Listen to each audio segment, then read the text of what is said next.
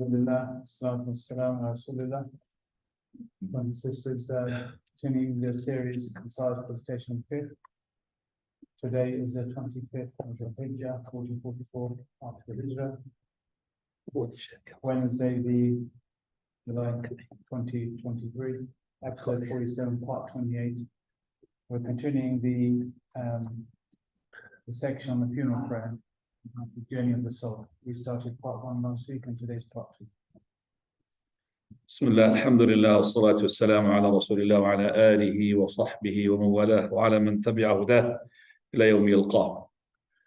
And as we have last week covered the journey of the believer from the moment that he dies to the moment when he's in the grave, we're going to go now to the second part of the journey of the soul of the disbeliever, the person who died upon kufr, or the person who's a Muslim but he's an evildoer. And we're going to see the difference between the journey of his and the journey of the believer, which we, as I said, discussed last time. The hadith is hadith al-Bara ibn Azib radiallahu anhu. As he said, the Prophet ﷺ, while he was in the waiting for the funeral to be buried, person from the Ansar who died, and while the digging is taking place, Prophet ﷺ, he had a rod poking the land with, and then he said to the companions, "Ista'idhu billahi min adab al-qabr." Seek refuge in Allah from the punishment of the grave. And he said it 3 times. Then he started saying, and the companions sat down in a way that there's no movement, like a bird would land on their head because they are staying still. And then he said, verily, in al-abd al-kafir, the person who's a disbeliever, if he's about to die and he is entering his hereafter, angels from the heavens will come to him, sudul wujuh, dark in their faces. If you remember that the believer's soul, when it departs from the believers, the angels who descends down, they are glowing in their faces. And they will come with the masuh, or musuh, meaning the shroud from hell. They will sit where he can see them. And then they are waiting for the angel of death. And then the angel of death will come and sit next to his head. And then he will say to the soul, to the person, أَيَّتُهَا النَّفْسُ الْخَبِيثَةُ, O wicked, evil soul, ukhruji, come out, إِلَى سَخَطٍ مِّنَ اللَّهِ وَغَضَبٍ, come to the anger of Allah, to the wrath of Allah. So the soul will start fleeing inside his body, but he will pull it out. And remember, the way that the believer's soul comes out is like a drop from the bottle or the mouth of the bottle. This person's, his soul is running away, doesn't want to come out. So he will bring it out, and with it, there will be cutting off veins and blood. You can't see it, but that's what's happening. Prophet Allah, he said, just like you taking the pricking thorn from a wet wool. You know when you take a pricking thorn from wet wool, it'll come with some threads with it out. Exactly the same thing. There will be some veins cut off and all of that. As soon as he comes, takes it out, they will not, the angels around him, leave it in his hand, the blinking of an eye, until they make it and put it into that shroud, rigid and tough, hellfire. And there will be a very bad smell coming out of it, which is the worst ever been found on the earth. And they will ascend with the soul, and every time they pass by angels, they will say, what is this evil soul? They will say, so and so, the son of and so, with the worst of his name that they used to call him with in the dunya, until they reach the nearest heaven, worldly heaven. And they will ask for him to go through the heaven. Remember, the believer's soul will go all the way to the 7th heaven, but this one, it will not go even beyond the worldly heaven. We'll ask the angels to open, that it will not be open for them. And then the Prophet ﷺ recited the following verse: لا تفتح لهم أبواب السماء, the heaven's gate will never open for them. ولا يدخلون الجنة حتى يلج الجمل في سم الخياط, and they will not enter the heavens until the camel will enter the eye of the needle, or until the big thread, or the large thread of the ship, the large thread of the ship, it's a huge one. It will never ever go through the eye of the needle. That's just an example of the impossibility. It's impossible for that thread to go through the eye of the needle. It's impossible for the camel to go through the eye of the needle, just like it's impossible for the kuffar to enter Jannah. Then Allah subhanahu wa ta'ala would say, write his book, his record, in the lowest, in the lowest of the land. His soul will not be dropped, it will be kicked out, it will be casted. Then Allah's Messenger, he recited, وَمَن يُشْرِكْ بِاللَّهِ فَكَأَنَّمَا خَرَّ مِنَ السَّمَاءِ. And he who does make association with Allah, make shirk with Allah, he's like he dropped from the heaven. فَتَخْطَفُهُ الطَّيْرُ. The birds will snatch him. أَوْ تَهْوِي بِهِ الرِّيحُ فِي مَكَانٍ سَحِيقٍ. Or the wind will take him to a deep valley. Then his soul will come and join his body. And two angels will come to him. And they will say to him, who's your Lord? He would say, doesn't know. I don't know. They will say to him, what is your religion? I don't know. What is that man who's been sent to you? He says, I don't know. And there will be a caller from the heavens saying, he had lied.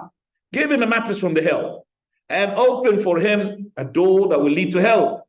So the heat and all that pus will come from that window that could see, and also his grave will be so tight upon him until his joint will be dislocated.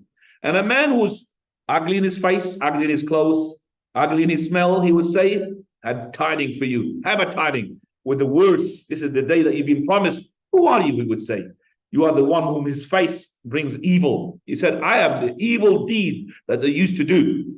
For Allah, he would say to Allah, Rabbi, O Lord, do not make the hour to take place. He doesn't want to go ahead because he could see this is a foretaste of what is coming ahead. So this is even very bad. And then it will be he will be having somebody who is deaf and he is dumb and also he is blind. And he has in his hand a big sledgehammer. And this sledgehammer, if he's to hit a mountain with it, it will crumble into pieces. So he will hit him with it. He will become dust. Then Allah will return him back and he will hit him again. And every time he hits him, he will shout and scream. Everything will hear him, even from his grave, except for the two species, which is us and the jinn, who will not hear him. But the animals will hear him. The trees will hear him. Everything apart from us and the jinn. قال فيصيح صيحة يسمعه إلا الثقلين. يسمعه كل شيء. Everything will hear him except for the ثقلين. So this is now the journey, as I said, of the disbeliever. In another narration, the two angels will come. They are aswadani azraqa, blue, dark, very scary. So it is not, as I said before, to start memorize that your Lord is Allah and your religion is Islam and your book is Quran. It's nothing to do with that. This is the outcome of what you do in this life. This is what you do in this life will echo in your grave or will echo in hereafter. Let's go now to the ta'ziyah, condolences, please. Paying condolences. Those who are following us in the book, page 250. It is temptation to give condolences to the family of the deceased by saying to them what one thinks will give them solace, reduce their grief, and encourage them to be pleased with what Allah has decreed and to be patient. If one has learned and recalled what the Prophet ﷺ would say, one can use those expressions.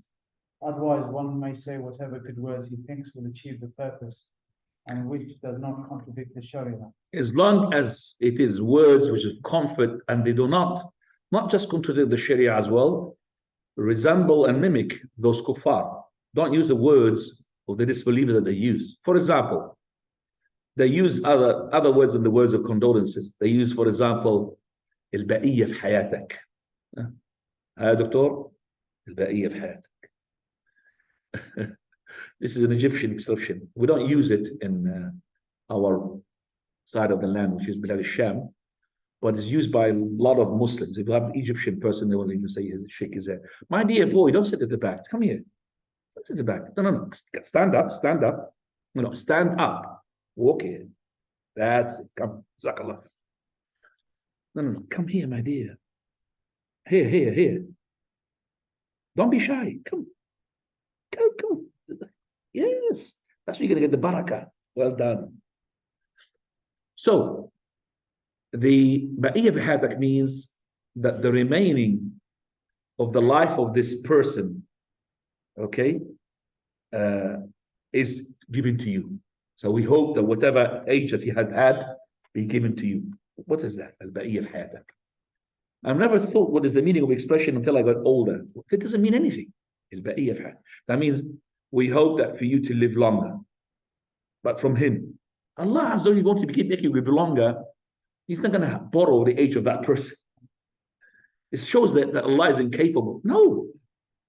So it's not correct. So any expression, but the best to go for the words of the Prophet. From the words of the Prophet, أن لله ما أخذ ولله ما أعطى وكل شيء عنده بأجر مسمى فلتصبر ولتحتسب. Read those please in the Usama ibn Zayd hadith. Usama ibn Zayd radiallahu anhu said, we were the Prophet sallallahu alaihi wasallam when one of his daughters called for him and to come to her, and he informed him that her son or daughter had passed away. Actually, it did not pass away. It's about to pass away. And it did not pass away, by the way. This is the daughter of Zainab, and her name is Umama. She lived to see that the Prophet later on, he will hold her while he's praying, when she's crying. So she lived. So these words have been said to the Prophet, by the Prophet of Allah, to the messenger who's been sent by his daughter to say to him, please come, because my daughter, she's about to pass away. She's like, it's like she's giving her soul. So the Prophet, he was so busy in something, so he sent back to the messenger, said to him, go back and tell her that for Allah belongs what he takes. Whatever he takes, it belongs for Allah. And for him, what he gives, whatever he takes, whatever he gives, belongs to Allah. Because of that, and everything is timed, God timed book. Let her be patient and let her hope for the reward for Allah. But she sent back the messenger that she is making an oath upon her father to come. So the Prophet ﷺ, he came. And when he came, he started having tears looking at the baby. But later on, he said, the baby, alhamdulillah, did not die. So you could say these words as well to somebody who's experiencing something like this. It's not just dead, before he dies. I mean, just to comfort him. But why do you want to be in an extreme sort of shock? No. For Allah belongs to him what he takes. And for Allah belongs to him what he gives. If you understand this, so if he took something which is close to you, your son, your daughter, your husband, your wife, it doesn't belong to you. It belongs to whom? To Allah. If somebody gave you something as a borrow, and then he wants to take it back, do you have the right to go and moan about it? To say that, why did you take it from me? No, because it belongs to you. That's what it means, inna lillah wa inna ilayhi raji'un. We all belong to Allah, and all shall return to him. Of course, it's not here I'm preventing you to have tears and to be to be sad. Nobody would have his daughter or his son died and he start smiling. No. Prophet he cried even for the bride. And the companion, they looked at him. What's this, messenger of Allah? You're crying. He said, this is a mercy. Allah put it in your heart, in the heart of a person. Mercy, rahmah. As long as crying is not wailing, as long as it is not objection on the qadr of Allah, you're objecting on the decree of Allah subhanahu wa ta'ala. The Messenger of Allah sallallahu alaihi wasallam said, to Allah belongs what he takes and what he gives. Everything has an appointed term. Tell it up patience and hope for reward. With respect to condolences, though, there are two aspects that should be avoided, even if the people customarily do them. The first, gathering together in a specific place like a house, cemetery, or the masjid for the purpose of condolences. And the second, having the family of the deceased prepare food for their visitors who are coming to make condolences. Please read number one and pay attention. Gathering together in a specific place. Please pay attention. Please pay attention to this. Yeah. Go on. Gathering together in a specific place like a house, cemetery, or masjid for the purpose of condolences. And we're doing the opposite. We are doing the opposite. This is supposed to be avoided. And I'm here as well from this platform telling the brothers who are in charge of this masjid. It's not supposed to be, when somebody dies, to have this masjid a place for receiving condolences. Subhanallah. They come and then The respect to the masjid is not there. Some of them, they come, they don't even pray Tahiyat al-Masjid because they treat it as a house or a door. We're not supposed, if his house is up to him, but the house of Allah, I'm not going to allow. We're not allowing the masjid. If I'm in charge of the masjid, I would not allow the masjid to be a place for the relatives of the people to come in here, whether brothers or sisters, and then these people come and we're going to receive condolences. This is one of these things that the people, they do, and it's not allowed. Ijtima'u. And that is, hadith is going to come now. Hadith is going to come now. Hadith Jarir Abdullah. Second one, that is to make people for those who come into the azab. I understand if somebody came to give me azab from far away, he's coming to my house, then I will cook for him some food. But it's nothing to do with this. It's to do with making food for a lot of people. And they call it, come, brother. Listen, I will never eat from this food. It will never touch my mouth. Because it's not correct to have that food. And we should really shut up this bid'ah and completely get rid of it. Even it's hard, but we'll do it. If we're together, like alhamdulillah, we've done lots of things regarding the janazah, we have managed to do it. So we're not supposed to, unless a person came from far, but somebody who lives next door to have a food, it's called food, the food of the deceased, first day, second day, instead of those people who are coming to me to give me condolences, to make me food because I'm in a problem. I've lost a member of my family. Now, these people, when they lose a member of their family, they got two headaches. The loss of the member of the family, and the other headache is to cater for those people who come to give condolences. Some of them, they got very, very, very important job to do. When he sits in the house to receive his condolences, he's going to lose his job. You are rich to come to him, but he's not.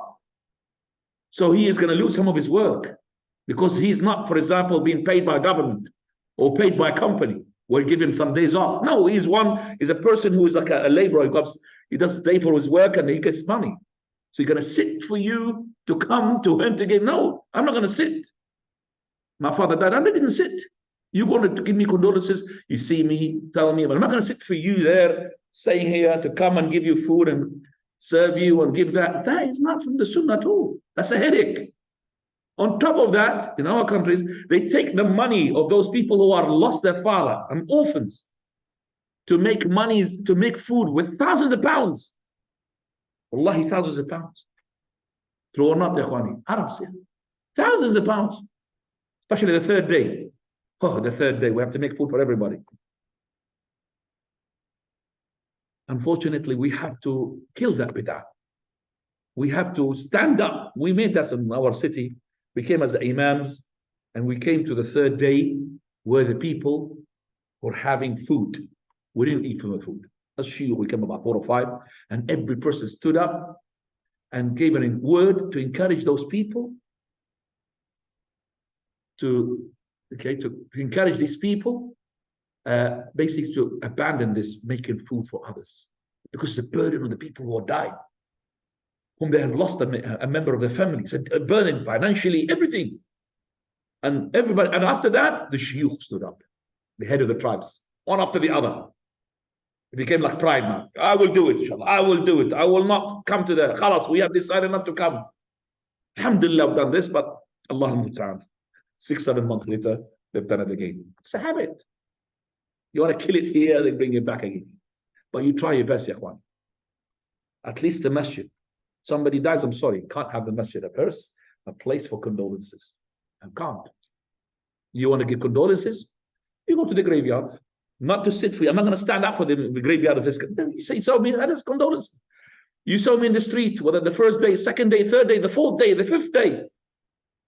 Your participation is giving condolences. You come in here to pray with the janazah, you go in there to with the burial. Don't make it ikhwani, it's like a communal, I would say, like a community sort of disease is becoming.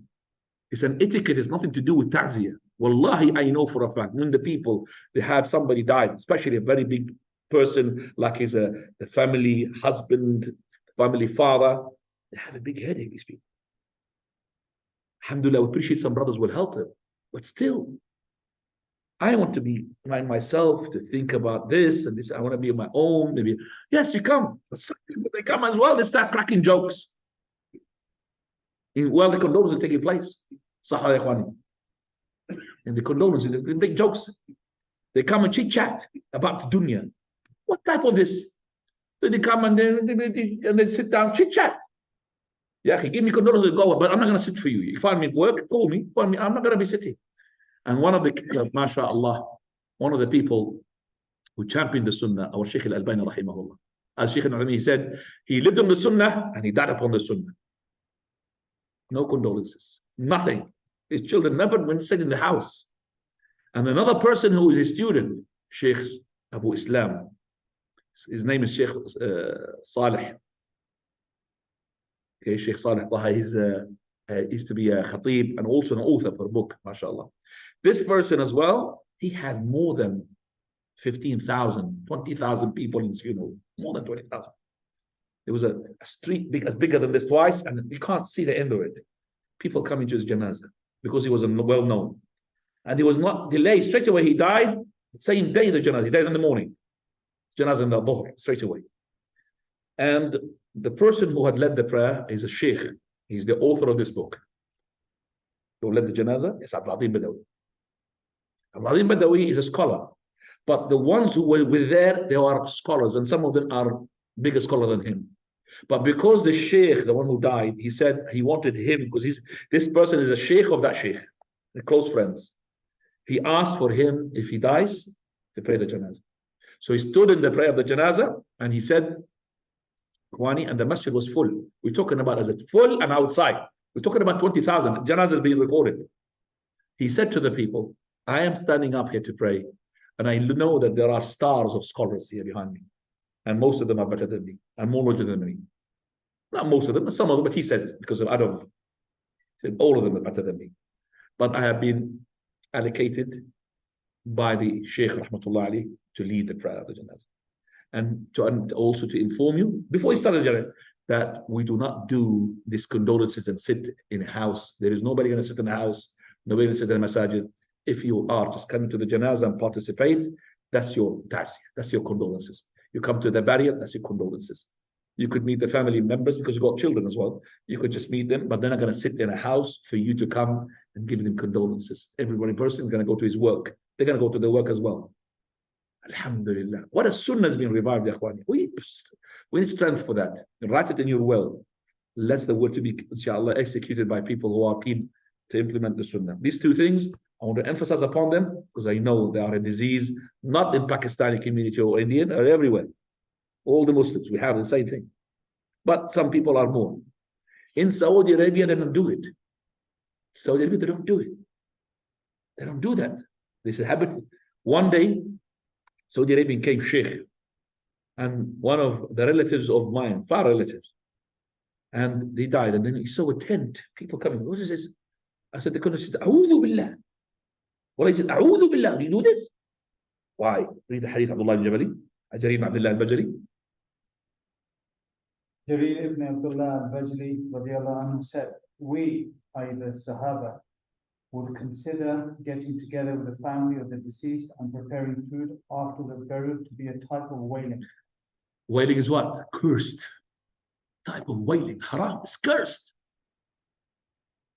Haram. Major sin. So it's type of wailing. To sit down for this. Make the people to sit for you to come and to give condolences. And then you sit and you chit-chat with the other people and you give me a headache. Already I've got a headache with the deceased.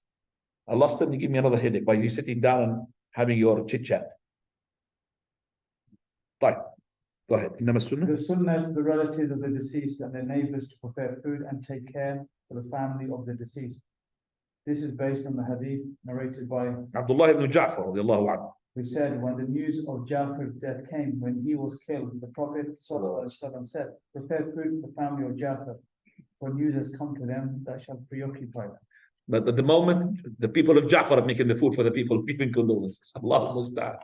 Now, that is now beneficial for the deceased. It's very important to listen to this. Fadl. The deceased can be benefited by the deeds done by others. These actions include the following. The first, the Muslim making supplication for him. Allahu Akbar. Supplication, Ikhwani, make supplication. Don't be stingy. Give supplication to the people who die. وَالَّذِينَ جَاءُوا مِنْ بَعْدِهِمْ يَقُولُونَ رَبَّنَا اغْفِرْ لَنَا وَلِإِخْوَانِنَا الَّذِينَ سَبَقُونَا بِالْإِيمَانِ وَلَا تَجْعَلْ فِي قُلُوبِنَا غِلًّا لِلَّذِينَ آمَنُوا رَبَّنَا إِنَّكَ رَءُوفٌ رَحِيمٌ. Meaning?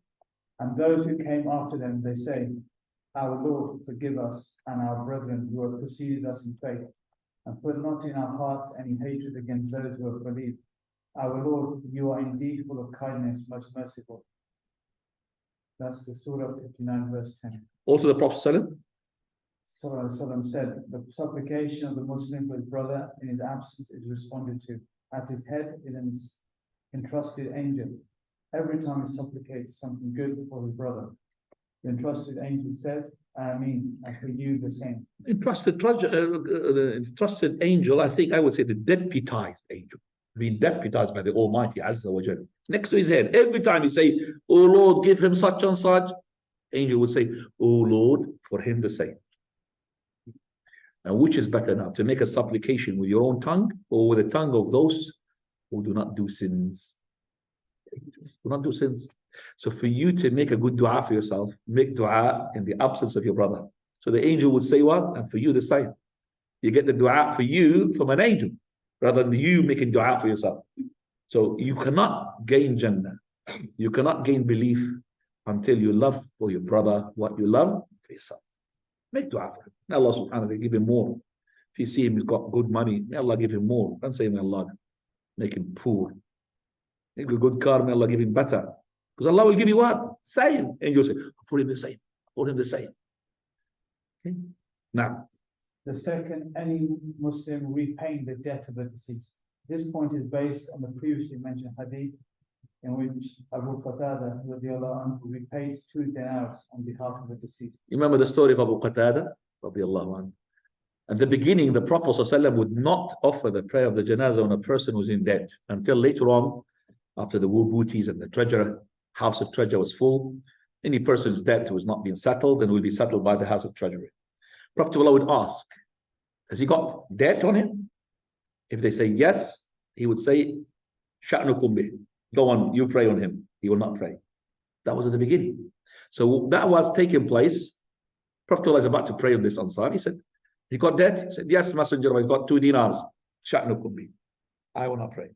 Abu Qatada, he said, Messenger of Allah, okay, it's on me. I am going to be, inshallah, paying the 2 dinars. So the Prophet ﷺ, he said, Abu Qatada, it's in your money. You are responsible to pay the 2 dinars, which is the debt. Yes. Then he prayed. Following day, he meets him. Abu Qatada, did you pray there? Did you pay the 2 dinars? He said, Messenger of Allah, he only died yesterday. Prophet didn't like it. Second day. Abu Qatada, person keen. Did you pay the 2 dinars? He said, yes, Messenger of Allah, I have settled the debt. He said, now you have cooled the flesh of your brother. It's like the flesh of that person is under the fire. Now you've cooled it down by paying his debt. Now you have cooled the flesh of your brother. So the first thing after the person dies, that the people settle his debt. Settle his debt as soon as he dies. And even some of the people before, they pray the janazah. Anybody who's got any money from this person, please present yourself after the prayer. So when he goes to the grave, if he's good, the debt will hold him, ikhwani. You don't want to hold him with the debt. The debt, even the martyr. Remember the hadith? Even the martyr. Prophet ﷺ, he had this person coming to the Messenger of Allah. If I to die shaheed, what happened? You, all your sins will be forgiven from the first gush of your blood. And he left. And he called him. Said, Jibreel told me something else. Except for the debt. Everything will be forgiven except for the debt. Settle the debt. Okay? Settle your debt before you die. Do not tamper with debt, ikhwan. So alhamdulillah, Prophet the debt, by the way, can be settled by anything. By anybody, sorry. By his money, by the money of somebody else, no problem. Number 4 or 3. Any Muslim fulfilling the vow of fasting or any other type of vow on behalf of the deceased. Any person who fulfill the vow of fasting. But if somebody was from his direct, sons and the daughters, would be better. So now the vow fast is not the normal fast. It's not, for example, he missed days of Ramadan. No. But the vow fast of this person, he said, on me, O Lord, as a vow, nadrun alay, that I'm going to fast 3, 4, 5 days. He died, did not fast these 3, 4, 5 days, then it's like a debt. This debt has to be settled. Just like you settle in the money, this is the debt of Allah. So you settle the vow. of his, and he will be benefited from that. The only thing that you could settle regarding the other fast, if this person is one of those categories, like old people, men or women, or people who diagnosed with a long-term illness like a cancer, or a person who is like a pregnant woman or breastfeeding women, those are the categories where if they don't fast, they have the option of giving fidya, feeding a poor person for every day they break the fast. Now, if they have wanted to do that fidya at the end of Ramadan, so they have broken the fast all Ramadan, and then at the end of Ramadan they died, this fidya can be paid from straight away from the money of theirs. First thing comes up from their estate, okay, that is the debt of Allah, which is that as well. So whether it's zakah isn't paid, or whether it is the fidya which hasn't paid. But if he did not fast Ramadan because he was ill, but it's not permanent ill, because he was a traveler, and he intended to fast once he is not a traveler and once he is healthy, yet he died, nobody to fast on his behalf. Okay, that's different category. So I can't fast on his behalf. It's only if it's a vow. Only if it's a vow. Jazakallah khair. Sa'd ibn Ubadah said, I asked the Messenger of Allah Sallallahu about my mother who had died while she had to fulfill a vow. He said, fulfill it on her behalf. Sa'd ibn Ubadah, he had said that basically the Prophet sallallahu he had asked him for a fatwa that his mother, she died and she had a vow. So he said, pay iqdi, it's like a debt. Do it for her on her behalf. Number 4. Righteous deeds performed by the pious son. Pious son, any righteous deed, but the best one is his dua. Allah, he says, وَأَن لَيْسَ لِلْإِنسَانِ إِلَّا مَا سَعَى. And that man can have nothing but that for which he strives. So whatever you're going to strive, you're going to see the consequences, whether it's hasanat or sayyat. If it's good deed, you're going to have sayyat. It's on you. But here, Allah is giving from your striving something else. Prophet ﷺ, he said, the best that a person consumes is from what he has earned, and his child is from his earnings. Your child is from your earnings. After the creation of Allah, you are the reason for creation of your child, son or daughter. Because of that, they are from your earnings.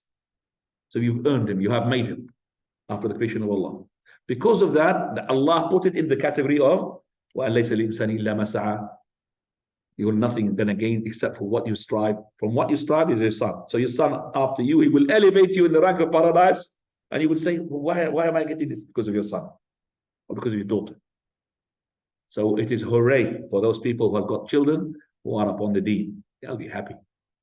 These are called in Arabic qurratul ayn. Qurratul ayn means to please your eyes. But money does not please your eyes. If you tell a person who's got common sense, if I give you £1 million, or with a child who is a'udhu billah, everything, you name it, bad, or no money, but your child, mashallah, have a Quran and he's a scholar, which one he will choose? Second. No money, but my child, when he's a scholar, Allah will give me money. If he got millions, what is going to do work? He can't. The million, maybe you want to build a spaceship or a rocket to come out of this world, just not to hear a single thing about your son, how bad he is. Isn't it true? You don't want to hear it. You don't want to listen. You don't want to hear that. What son you saw? Oh my God, what disaster is done. Imagine your son turned into the other opposite sex. Imagine. Or vice versa. Imagine. Imagine. And he's following those people. Imagine. What's going to happen to you? You're going to be killing yourself every day. Qurratul ayn. طيب. Number 5. And the 5th, what the deceased left behind in the form of righteous deeds and continual charity. Abu Hurairah radiallahu anhu reported that the Messenger of Allah sallallahu said, when the human dies, his deeds come to an end, except for the 3. A continuing act of charity, knowledge that is being beneficial from, knowledge that is being benefited from, and a pious son or daughter who supplicates for him. Listen to this. Sadaqah jariyah, running charity. Money has been put into the masjid. Money put into digging a well. Money. Sadaqah jariyah. Or ilmun yuntafa'u. He left an article. He left a book. He left a lecture where people can benefit from. Okay? And then waladul salih, righteous son, Not digging a well for him, not reciting Quran and saying, I'm giving to my father. No. Yad'u lah, supplicating. Yad'u. The righteous son comes, goes to his grave. Oh Lord, forgive for my father, forgive my father, forgive my father. That is the one that he's going to be helping his father and his mother. Ziyarat al-Qubur. Now, visiting the graves. It's sanctioned to visit the graves as a kind of admonition and remembrance of the hereafter. However, this is conditioned upon the person not saying anything that is displeasing to the Lord, such as supplicating to the one in the grave and seeking his help instead of Allah. Abu Sa'id al-Khudri narrated that the Messenger of Allah Sallallahu said, I forbade you from visiting the graves, but you may now visit them, for in doing so there's a lesson. But do not say anything that is pleasing to the Lord. Right, I forbade you from visiting the graves, now visit them. Why did he forbade them from visiting the grave of Prophet at the beginning? Anybody tell me why? Huh? So you put your hands up. Why did he forbade them, Prophet at the beginning? The people that used to pray the graves? So the people when they were mushrikeen, I'm going to help. So the people when they kuffar, they were used to be lingering around the graves, isn't it? You got a back problem? Come forward. So the people at the time, in the beginning, before the Aqidah was established in the hearts of the companions, they used to be close to the graves. And by the way, the first reasons from the people coming away from Tawheed and leaving Tawheed is grave worshipping. From the beginning. From the people of Nuh alayhi salam. That's the ones who introduced shirk. There was no shirk before. Adam alayhi salam, when he sat down, there was no shirk. Yes, there was a sin of killing. One killed another, brother killed another brother. But no shirk. 1,000 years, no shirk. The shirk came from those people who had worshipped Wad, wa Sawa', wa Yaghuth, wa Ya'uq, wa Nasr. 5 righteous names from the people of Nuh who were mentioned in the Quran. How did it start? With the graves. How? People, they used to look at these people, very righteous people. When they died, they started lingering around their graves. Slowly, slowly. Grave. And they go silent. Then why? Because they want the grave of these people to remind them of the good thing they used to do. So Shaitan told them, why do you want to just remember them every time you come to the grave? It's better for you to remember them all the time. Make a statue for each one and put them a little one in their house so that it would remind you. One by one, so they build a statue, put it in their house, look at them, what mashallah, charity is to be given, Parma, so they used to be encouraged by those statues. These people died. Knowledge disappeared. Shaitan came to their generation. Remember, Iblis is immortal. Came to their, by the way, your forefathers used to worship them. They started worshiping them. So the shirk started where? From the grave. That's why you find most of the people who are mushrikeen. Look at the people, Buddhists. Look at the Hindus. Grave worshipping. They go to the grave. They got some rituals. Some of them they think as well from the Muslims who worship Abdul Qadir al-Jilani, al-Badawi. What do they do? Ya Jilani, Uncle Jilani. And they go and make rituals next to the grave of what? Al-Jilani. You know why? And they even take some of the sand from the surroundings of the grave because the sand is saturated by the body who is Barakah of Jilani. So that sand is holy sand. It won't lie. That's how they do it. They take it, holy sand, because it's saturated. That's how they Rafida. They take from the place called Karbala, you know, that little circle sort of thing, like a stone, and they pray upon it. Maybe it's made in China, Allahu A'lam, but it doesn't matter where it's made of. They think that if you pray on this one, it gives you double prayers, 7,000 prayers and whatever numbers. They'll penetrate the 7 heavens if you pray on that one. They even put that in the most holy land in Mecca. They put that in the most holy land in Medina. See the Sami? I've seen them. They put it and then they take it out. They hide it. They take it, prostrate, and they hide it. This is the land of the Prophet, the land of Mecca. You taking this made in China, better than that? I don't know if it's made in Karbala or not. So they believe that the blood of Al-Hussein, who was shed, his blood was shed there, he was killed, radiallahu anhu. the blood is infiltrated into the sand. That's why they take that baraka sand. And some of them even they swallow it. They said it's good for the disease. It didn't help them with corona, it made them worse. They talked about corona, and they were, kissing the shrines and everything. They told them, no, this is good. And all of them ended up what? And the most ones who got corona, Iranians and Iraqi. They said, well, they didn't listen because, this is a holy shrine. No corona will be there. Subhanallah. Naive people. They follow those ru'asa, the leaders of theirs. طيب. Women are the same as men with respect to being recommended that they visit the graves, as they can benefit from the same reason for which it's sanctioned to visit the graves. Furthermore, the hadith of Aisha radiallahu anha has already been presented, in which she asked the Prophet sallallahu alaihi wasallam what she should say when she visits the grave. The Prophet sallallahu alaihi wasallam taught her what to say without prohibiting her from visiting them, and without clarifying that women are not to visit the graves. Okay, well, you know that there's some controversial issue regarding the women visiting the graves. The scholars who are affiliated to the madhab al-Imam Ahmad bin Hanbal, they are saying it's prohibited. That's why you find it's not allowed for the women to go and enter Baqi' al-Gharqad. They're not allowing it.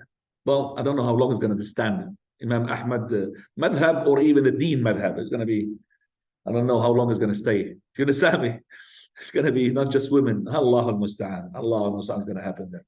But out of the religious point of view, Imam Ahmad, he takes the hadith of Imam al-Tirmidhi, which is Allah's messenger. He said, لَعَنَ اللَّهُ زَائِرَاتِ الْقُبُورِ. Allah had cursed the women who visit the graves. Za'irat, visit. And depended upon this hadith. And this hadith is basically, according to the Hanbali madhab, is to be authentic.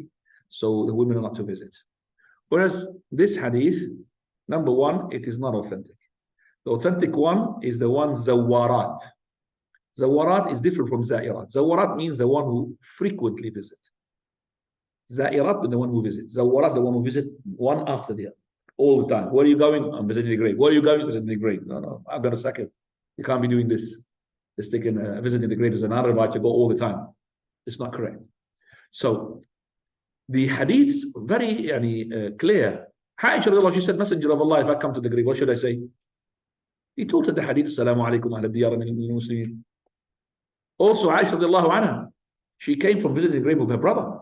And Urwa asked her, one of the companions, can't remember, it's not Urwa, somebody else, he asked her, didn't the Prophet of Allah prohibit you from visiting the graves? Here you, not just women, men and women. He said, yes, she said at the beginning. Then he said, go and visit them, for it reminds you of the akhirah. But don't say something that would displease Allah Azza wa Jalla.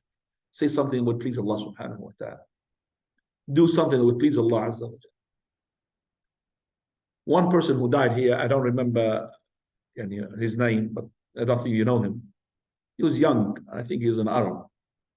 And I happened to be the person who had led the prayer because the Imam was not here. And we went to the graveyard. I don't know who's the person who went with us to the graveyard, remember? Nobody from here. Remember the Egyptian, he was an Egyptian. You went to the graveyard? Did you go to the graveyard? Yeah, but you prayed here, we prayed downstairs. I went to the graveyard and that brother, he was married to a non-Muslim. And she had children from him, I think 2 or 1, I can't remember. And the thing is that she was respectful to whatever the Islamic sort of procedure regarding the funeral process. So she was willing to do whatever Islam tells her to do. So she came to the graveyard, no problem. But she came as well to almost to see how the grave is, the grave is to be the person, the body to be put in. But that is going to cause it to be what within the men. She had I would say not a scarf, something like the top of her head, just respecting to cover. I think she's more respected to the deen than some of the brothers were there. SubhanAllah. So after we have finished the burial, she landed, or she put some flowers, and then followed her as well some of her colleagues, and some of them even some Muslims who they don't know anything. So they put some flowers. So I straight away said, to the people, Khwani, maybe Allah sent me here to make this brother, because I've heard him, mashallah, he's a Quran recite and all of that, to make his burial upon the Sunnah. So flowers and all of that is not allowed to be put. So inshallah, we'll remove those flowers. One of those Muslim brothers, an Arab, and I thought he was related to that man. He came, took my hand, said, don't do that. I said, subhanallah. And that woman, when I went to her, she said, I do what you think is correct. I'll take the flowers. She took them off. Nobody else. She is respecting the deen more than this person was respecting the deen. He was being told off by the other brothers. And he was holding my hand so strong. I said, you're really, I'm older than you are. No respect. So all of us to do with, I don't know what it is. Shall I call it like ignorism? I don't know what it is. I don't know, rituals, but he's got no rituals of playing it. But he's just like, he came from, I thought he was related. Then when he wasn't related, I said, subhanAllah, if I knew this, I would have made him how little he is, he should be. But he didn't know that. Because I didn't know who was there. I was there. Alhamdulillah, she understood that. She didn't, and she said to me, I'm going to raise the children upon Islam. I didn't ask her that. Upon the deen, upon what he wanted. So I feel that she's, mashallah, good. Inshallah, may Allah make her to embrace Islam. But she is very good, mashallah. But let's go back. I would say now to say that the women are allowed to visit the graves. They're allowed to follow the funeral. Prophet ﷺ told them not to do that, but he did not stress it. لم يعزم علينا. Hadith Mu'atiyya. Remember that? He did not stress upon us. So if she's a woman, her husband died, her father died, and she want to follow, she follow, but not mixing with the men. From far off, which you could see from far off, no problem. But to go with the men and start rolling her sleeves and bury the person is not allowed. But from far off, we'll let her. Okay? And that's inshallah. But as I said, we don't want the graveyard to become a place where young youth meet the young youth. Do you understand? The graveyard is supposed to be the other way around, as a deterrence to scare you off. So it became now a place where there's like a park, a rendezvous, lovers meet one another. That's not correct. We want to have it as a place as a deterrence to scare you off. That's what it is. Now, what is, by the way, what time is the Isha? The 10:55 is Adhan, yes? 4:47. Okay, we'll just make mahram. Let's just finish this quickly. Finish the chapter. What's forbidden to do at the graveside? Number 1. Sacrificing an animal for the sake of Allah. Number 2. The actions described in the following hadith. That's from 2 to 6. Number 2. Forbade. Plastering a grave. Plastering the grave. Listen. Number 3. Sitting on it. Sitting on it. Number 4. Building on it. Number 5. Adding to its height or writing upon it. That's number 6. Okay. Also number 7.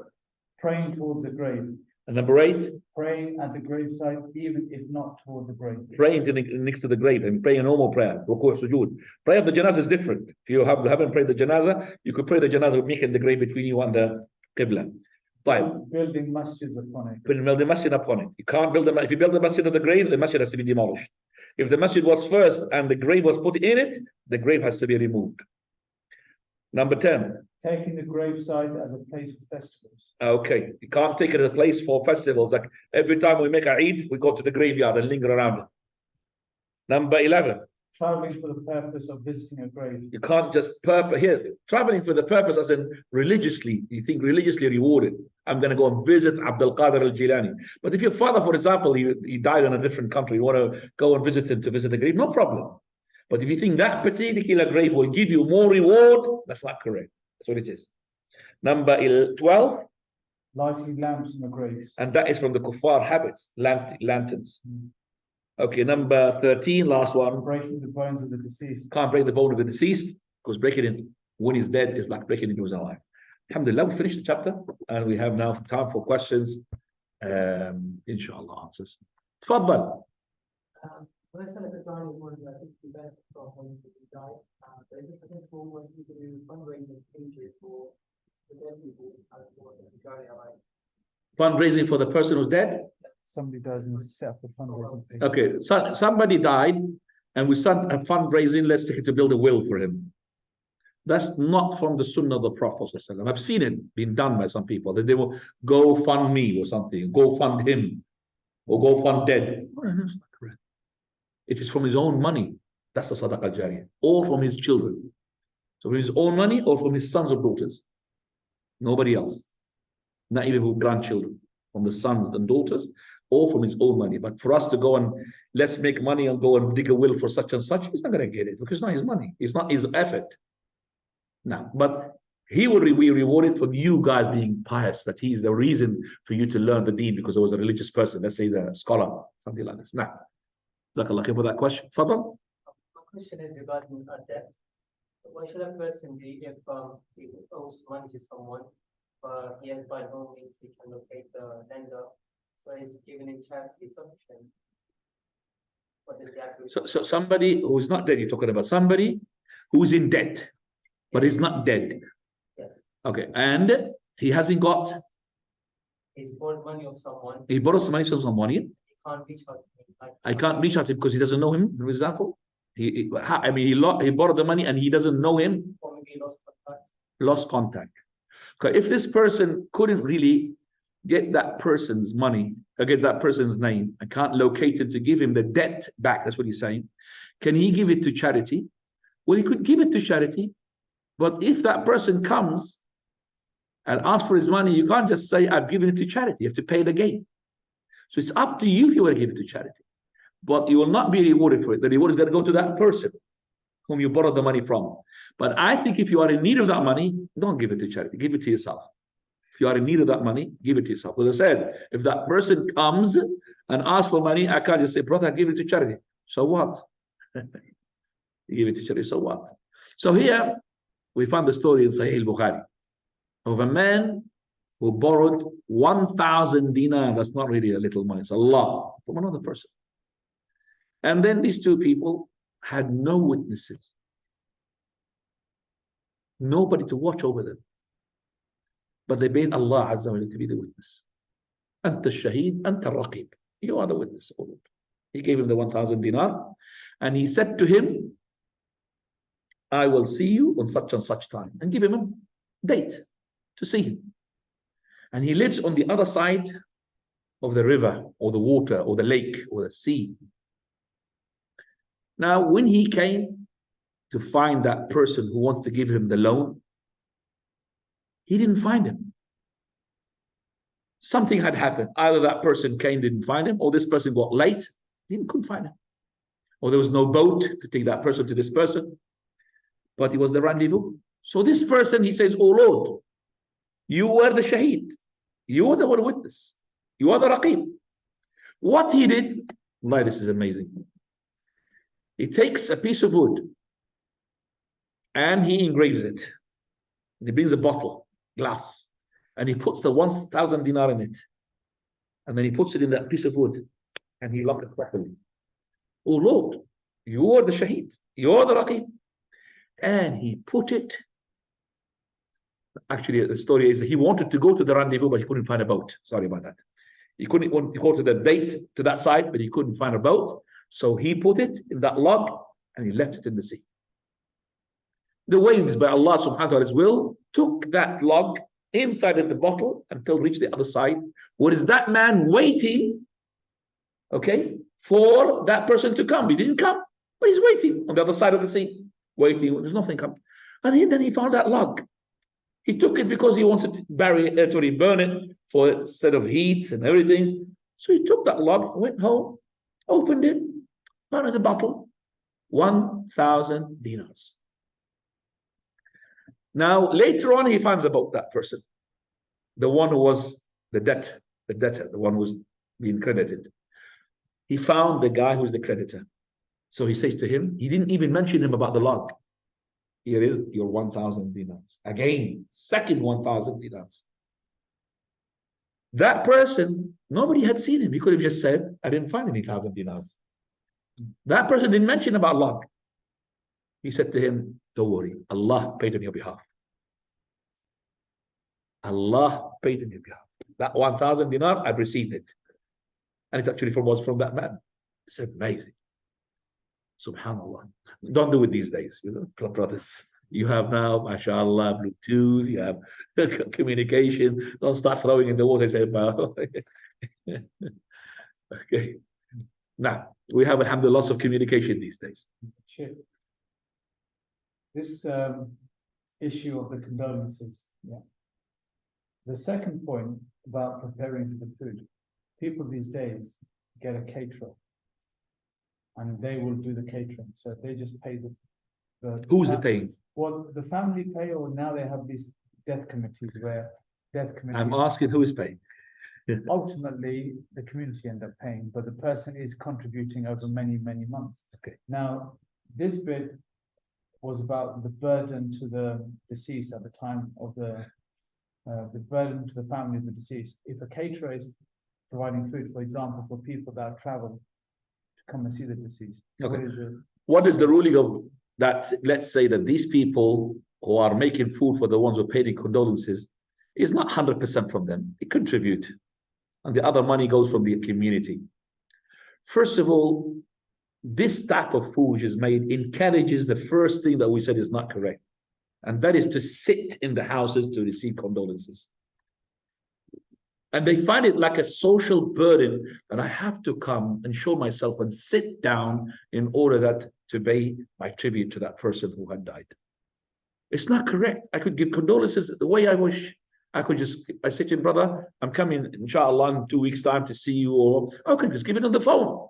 I don't have to sit. I could participate in the prayer, participate in the burial, but I have to go to a house of his to sit down with him 10, 15 minutes. That's not correct. And even worse, to have the food. Why? So these things are inviting the first bid'ah, even though that there's no 100% contribution for the people who had lost a member of their family, but there's still a contribution. Still. And they're not supposed to be having to pay a penny. These people have to be looked after, giving the best of space. Come on, let's just face it, Juan. When somebody dies, where is the headache? Is the burial, or it comes after the burial? The burial takes a half a day. Finished. After that, then there's another headache. Catering for the people, I'm looking for the caterers, and paying, making food. I'm talking about thousands of pounds. That's why the caterers love this. More dead people can have more work for us. Yes, it's a job for them. It's like the person who makes the wood for the person who dies. When he says, "Oh Lord, Allah, rizq," that means me and Allah make people to die, so I can make lots of boxes, could make money out of them. It's true or not? Who's a dentist here? Sheikh, the dentist? So what do you say in the morning? Oh Lord, give us. What do you mean? Oh Lord, rot the teeth of the people, so they could have more job. You don't say that, but this is what it is. You don't say that, but actually, when you say Allah rizq, that means you need more job, and more job, it means more problems in the teeth. Without that, they're not going to have jobs. But you're not saying that. The policeman, oh Lord, make me to stay in my job. That means more crimes, because if there's no crimes, they will be sacked. There's nobody there to work. Allah made us, we give rizq to each other like this, but we don't mean this, but that's how it is. Anyway, coming back to the question, I would say that encourages the bid'ah. We should do that, and we should stop this, ikhwani, making caterers. And the hadith that you mentioned, is it the hadith of Jarir? Is it the saying of a companion or Hadith Jarir ibn Abdullah al-Bajali? Kunna Sahaba. This is not just from the Prophet. This is from the Prophet, supported by the actions of the companions. It's like a consensus of Sahaba. And the consensus of the Sahaba is infallible, just like the infallibility of the Prophet ﷺ. And whenever the companion says something which is linked to the divine, or linked to something which he cannot say it is the Sunnah, then it is from the Prophet. So when Anas says, Min as-Sunnah, it is from the Sunnah, that when you enter the masjid, you enter with the right foot. You know that we don't have a hadith on the Prophet of Allah that when you enter the masjid, you enter with the right foot. It's from Anas himself. But he said the word what? Min as-Sunnah. When he says from the Sunnah, that means he's attributing to the Prophet. When he said Kunna na'uddu, the Sahaba, that's from the Sunnah of the Prophet. Nah. تفضلي يا بنتي آدم. I've got three from the sister. Okay, as well. After the Yeah, sister. تفضل يا sister. Ahmed, give her. Oh, I didn't give Ahmed authority. Hang on a second, sister. Let me just give you authority here. Okay, unmute yourself. Assalamu alaikum, Sheikh. Salam alaikum. So on your YouTube channel, I don't know what happened. You used to have a playlist where the videos are separated and we benefit from it following lesson. But now that playlist has been taken and you have to go through a lot of videos to find the old videos for the class to follow. Inshallah, if someone will like look into that, may Allah reward you and put barakah in your work. Ameen. Jazakallah khair. It's not a question, but this is for Ahmed. I don't know anything about that channel. So Inshallah. Ahmed, you should answer it, please. Yes, I've contacted YouTube. It's a bug and they've been emailing me. Inshallah, they'll fix it. Khalas. The Jazakallah bug, khair. inshallah, will bring something to kill the bug. Jazakallah khair. There's three questions from the sisters which are not related to the topic. Tfaddal. I'll just read them as they've been sent. If you only have time to pray your Fard Salah or late to pray, can you pray the Sunnah for that Salah later, but before the time the next Salah comes in? So the person has Sunnah before, Sunnah after. He's supposed to pray the Sunnah before. But let's say he prayed the Fard, did not pray the Sunnah. Prophet ﷺ happened to him this one, and he prayed it after the prayer. But as long as you didn't have time because you forgot or you slept through it, not you pushed it deliberately. If you pushed it deliberately, you lost it.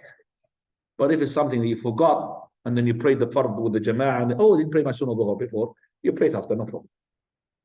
While menstruating, can a woman do a sujood? For example, sujood al-shukr or sujood when it comes up while reading the Quran? Yallah. Zubair, answer that question. She can. Khalas, she can. See, people understand because they've done this before. Yes, because prostration is not a salah. She can prostrate, no problem. Menstruating women, she can read the Quran, and even she can touch the Quran. Different from the person who's in janaba. Okay? Because the menstruation is not in her hand. She needs to touch the Quran, she can. The third one is doing your eyebrows in Quran, but I was wondering if trimming your eyebrows is allowed. For example, if the hair is too long. Kwani, cutting the hair of the eyebrows or plucking it is the same. Unless there's a harm, not beauty thing. What is a harm? Let's say this eyebrows is, I'm just saying, is really so long that it's going into the eye. Then we cut the harmful. But for the beauty, no. Because the Prophet said, La'an Allah. Allah had cursed. The one who makes spaces between teeth. The one who makes washing. The one who plucks in their hair. The one who's plucking the hair for the others or being plucked. And then at the end of the hadith, Al-Mughayyirat li khalqillah lil husn. The one who changes the creation of Allah for the sake of beauty. So if it's not for the sake of beauty, no problem. For the sake of, so making the teeth, you know, what's it called, that orthodontic, what's it called, the teeth? Whitening. Not whitening, I'm talking about the bridge they put. Bracelet, yeah, no problem. Because nothing to do with it. It is to do with, as well, the teeth is not going to be proper, it's going to be, so fixing it's no problem. Okay? Whitening the teeth is no problem because it's not plucking the hair or something. No problem. But I'm talking about to change the creation of Allah. Pluck the eyebrows. And then after that, they draw it. They pluck it and they make their own drawing and the thing look beautiful. Look, I think, imagine that she came out of the shower. No eyebrows. That line is gone, disappeared. Imagine Allah created in the best of forms. رَكَّبَكَ فَأَحْسَنَ صُوَرَكَ. Allah made you the best of image. When you play with that, you look horrible. One of the people whom I know, related to me, he looks so beautiful. MashaAllah. But the shaitan didn't let him on his own. He started making this عمليات التجميل, which is beauty operations, surgery. Plastic surgery, whatever surgery. And he wanted to make sure that, you know, because he's old, he's in his 80s now. And he wants to make sure that these are what? They're not slack, they are really like tight. So his face is what he wanted to make it lucky. So what he did, they played with him until they pulled his eyebrows. He looked horrible. You understand what so his eye like this. When I saw him, what happened? He said, I told the doctor that. Botox and fillers, now, I'm not sure. Because we do it in our practice. Fillers for We're what? talking about Botox injection. Fillers. So They make your lips big. No problem. No problem. So for your medicine, isn't it? No. Yeah. No, Sheikh, just be clear that you know the question. Go on. What people do these days, rather than do cutting, they would get, Cutting for what? Cutting what? well, as you mentioned, cutting and then tightening the skin. Oh, yeah. What people do now, they inject substances into the skin to change the shape of the lips and to change the wrinkles. They put fillers in. it's a temporary thing and it needs to be redone every 3 to 6 months. And in the Arabic world, it's a massive thing. It's almost 50%. I need to read about it first. Yeah, I cannot yeah, really so. give you the answer. I think before we. I don't know about this thing. Let's read It's about it. another thing when they have like thin lips, they add a little form of gel, which is again temporary thing. The lips go like So this. it's felt become more beautiful, and you have to redo it again another 3 to 6 months. This is very common in the UK. So you have a tank in your face hitting up. It's very These are the 6 months. Yeah, Sheikh will come back with that. I don't know. I don't know. I'll send you the names. Okay, inshallah. Yeah. Just 2 more questions, very important, and we'll finish, inshallah. Does the blood on the clothing invalidate the salah from other than the private area in a female? Would you have to wash it off? The change blood from clothing? where? Any blood on the clothing invalidates the salah. Does the blood- Except the menstrual blood, Does the blood, so somebody's bleeding. and goes on the. Can anybody answer, please? Somebody bleeding. Does it invalidate the wudu, Khwani? No, it doesn't. You see, khalas, mashallah. Blood on the clothing invalidates the salah. Huh? The question was, does blood on the clothing? Blood in the clothing doesn't invalidate the salah, Khwani? Why the blood is what? Pure or impure? Pure. Unless it's a menstruation blood. And if Sheikh has time, can you ask him to explain what tabarruj is? What is considered tabarruj in terms of clothing, makeup, etc.? It takes a long time. We have 44 by the adhan. سبحانك اللهم بحمدك أشهد أن لا إله